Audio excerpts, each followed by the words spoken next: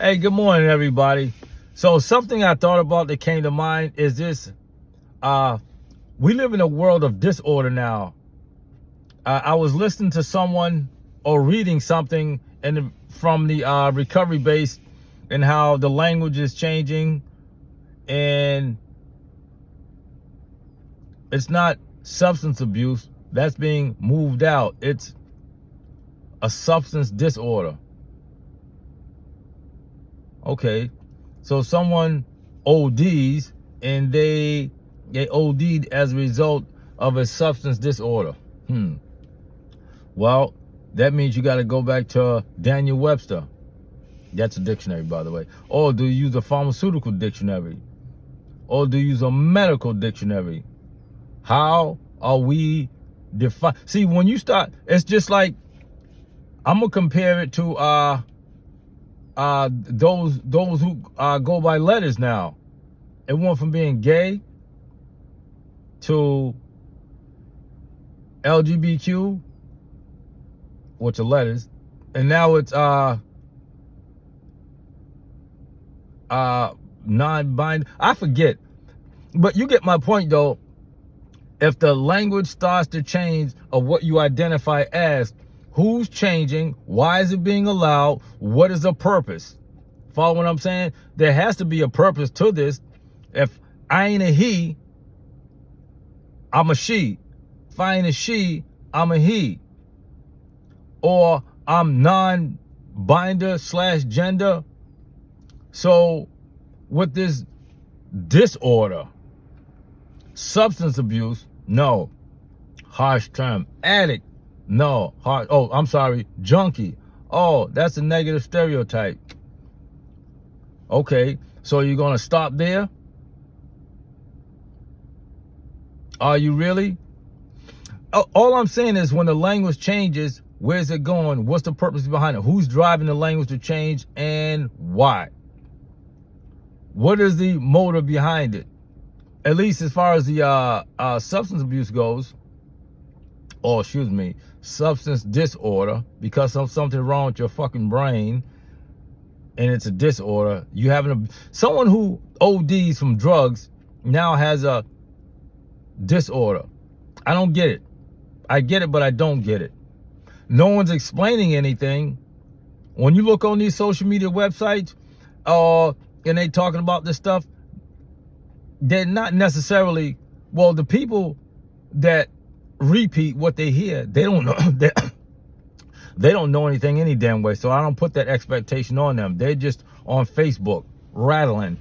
But the people that actually make law, the people that influence law, that is doctors of law, why the change? Why the sudden change in the language?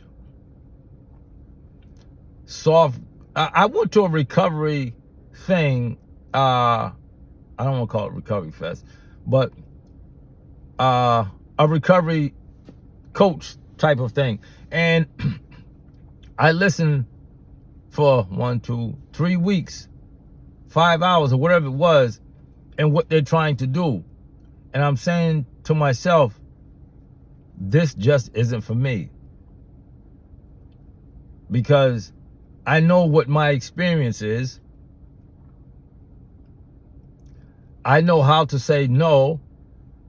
I can't make excuses for going from 5 bags to 3 bags and then patting you on the back saying great job.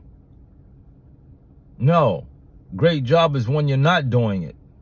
Not doing less great job, is doing none great job.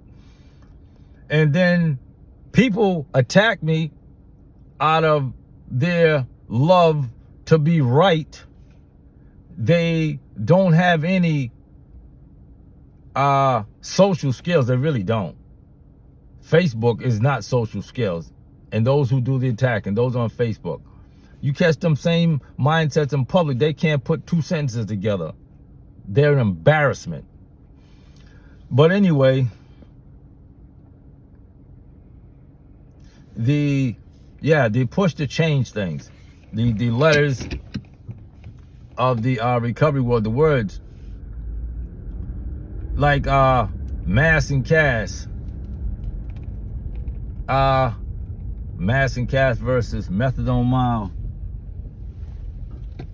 Yeah, someone even went as far as to say that's just like saying the N-word. I'm like, no, you are so wrong and confused. Two different histories. But, you know, when you don't know what you don't know, and a lot of people don't know a lot of nothing. They're just social media people.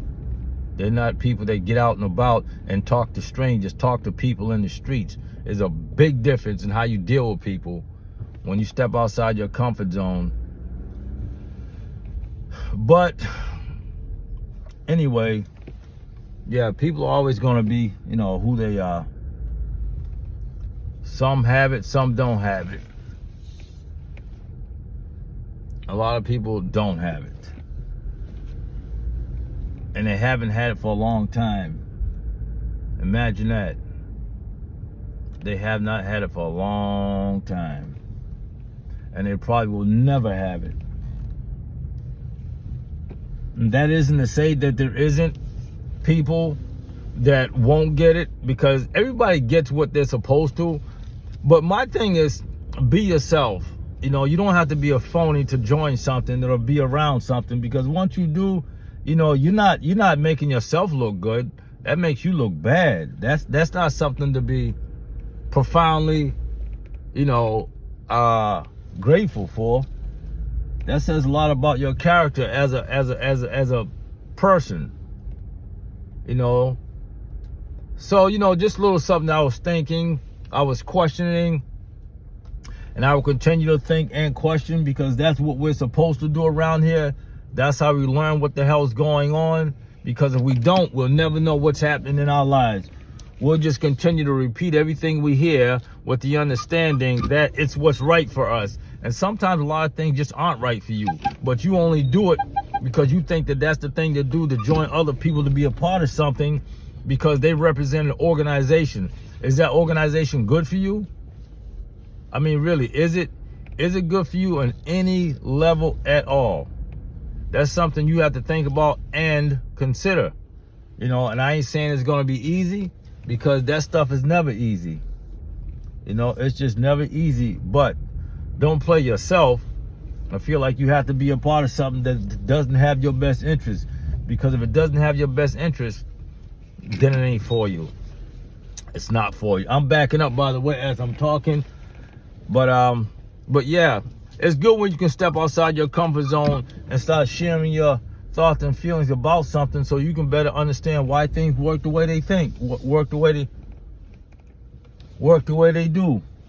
You know, some people don't know, don't have that in them, don't want to, don't know how to, or whatever the case may be. You know, so my suggestion is that, you know, you find what works for you. Once you find it, work the fuck out of it, and don't let nobody tell you different. I'm out. This is Blake. Word.